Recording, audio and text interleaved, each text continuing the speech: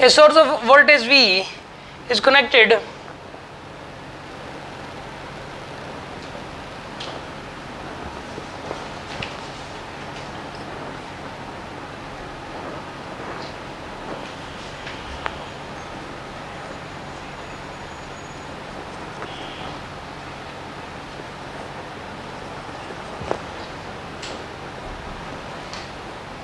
ये L1 है, ये L2 है, इसका रेजिस्टेंस है R,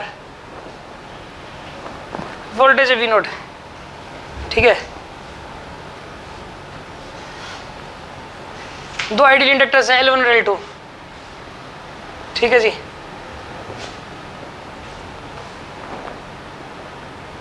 हम स्विच को बंद करेंगे तो the switch as is shown, there is no mutual inductance between the two inductors, there is no mutual inductance between the two inductors.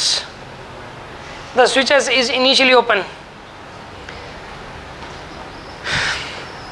अरे यार इसका फ्लक्स इसमें नहीं जाएगा, इसका इसमें नहीं जाएगा, ठीक है ना। At t equal to the switch is closed and current begins to flow. Which of the following options are correct? मैं आपको एक बात बताऊँ, पहले तो एनालिसिस करता हूँ इसका। जैसे ही बंद करोगे ना इसमें, पहली बात तो फुल अपोज करेगा ये दोनों के दोनों, करंट चलता ही नहीं। LR सर्किट में कभी करंट t equal to 0 पे 0 होता है भाई, सीधी बात है। टी इक्वल टू 0 पे क्या होता है, करंट है 0, पहली बात।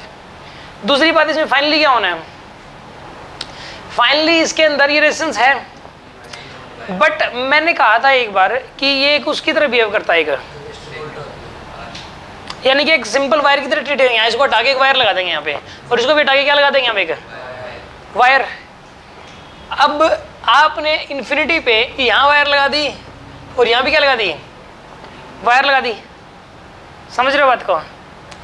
तो इसके अंदर जो करंट गया यहाँ से गया, बट इसमें ना हल्का फुल्का रेजिस्टेंस होगा जो कि इसके सामने नेग्लिजिबल है, ठीक है ना। हल्का फुल्का रेजिस्टेंस होगा, इसमें भी हल्का फुल्का रेजिस्टेंस होगा, हल्का फुल्का, जो कि इसके सामने नेग्लिजिबल है, इसलिए नेग्लेक्ट कर देते हैं।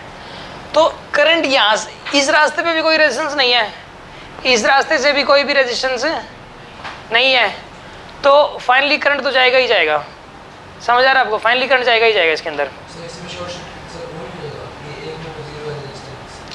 मैं यही सोच रहा हूँ, एक का शॉर्ट सर्किट हो जाएगा किसी एक का, फाइनली ऐसा हो जाना चाहिए कि भाई ये देखो एक कट जानी चाहिए ब्रांच, शॉर्ट सर्किट हो जाना चाहिए यार। दोनों में बराबर मान लो चाहिए। अगर आप ना, मैं बताऊँ आपको, अगर ये ओमिक वायर है ना, ओमिक वायर का मतलब इसका रेजिस्टेंस बिल्कुल वास्तव में 0 है। आइडियल केस है, आइडियल केस होता नहीं है। अगर आइडियल केस है ना, फिर तो शॉर्ट सर्किट हो गया भाई यहाँ पे, फिर तो शॉर्ट सर्किट हो ही गया, ठीक है। और अगर नहीं, शॉर्ट सर्किट वैसे किस चीज़ का होता है, शॉर्ट सर्किट तो तब होता है एक में रेजिस्टेंस हो, यहाँ रेजिस्टेंस हो मान लो, फिर सारा करंट इधर से चला जाएगा, इसमें से जाएगा ही नहीं। या दोनों में ही नहीं है ना, दोनों तो नहीं हो सकते हैं, क्योंकि दोनों भी हो गए, मतलब लूप तो क्लोज बन ही सकता है ना। एक हट जाए तो भी देखो लूप तो क्लोज बन ही रहा है ना। मतलब ऐसा भी, अगर ये रेजिस्टेंस ना होता फिर दोनों हो जाते हैं, ये रेजिस्टेंस ना होता तो दोनों हो जाने थे फिर तो। समझ आ रही है बात आपको। लेकिन अभी रेजिस्टेंस लगा हुआ है ना, इस केस में रेजिस्टेंस लगा हुआ है दोनों, तो या तो ये मान लो थोड़ा बहुत रेजिस्टेंस है तो बराबर करंट जाएगा, और रेजिस्टेंस नहीं है थोड़ा सा भी, बिल्कुल प्योरली कंडक्टर है, तो फिर क्या होगा इस केस के अंदर, किसी एक को ही मान लो। फिर क्या कह रहे हो, तो करते हैं इसको, सुनो।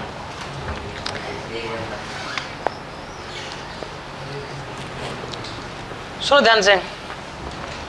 After long time the current through the L2 will be, अच्छा t इक्वल टू 0, करंट तो 0 का, बी ऑप्शन तो रॉन्ग है इसमें, बी ऑप्शन रॉन्ग है। हाँ एक सेकंड रुक जाओ, मुझे आंसर देखना। A C D दे रखे हैं इसमें आंसर्स, तो A C D, हाँ जी बोला, बताओ क्या कह रहे हो।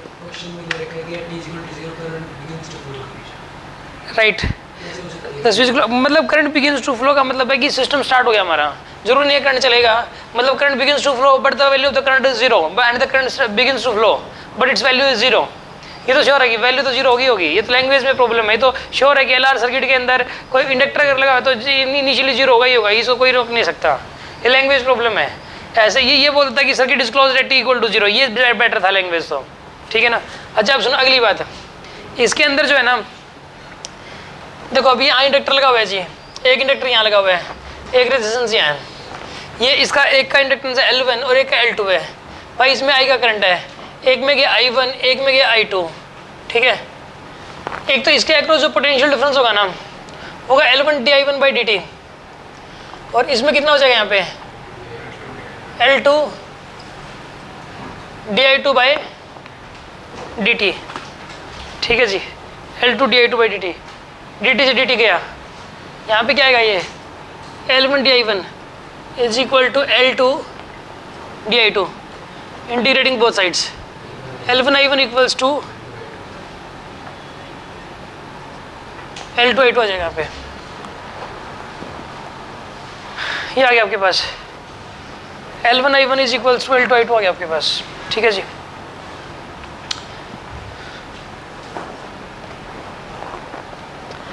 अच्छा अब सुनो, एक I1 plus I2 is equals to क्या हो जाएगा यहाँ पे I हो जाएगा V बाई आर, या V naught by R put कर दो आप,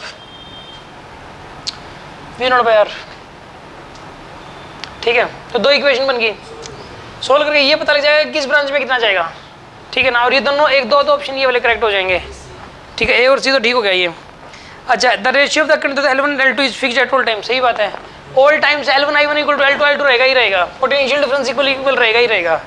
तो यहाँ पे all the times in L1 by L2 के में जो करंट जाएगा वो रेशियो सेम रहेगा ही रहेगा, इसलिए डी भी ठीक है।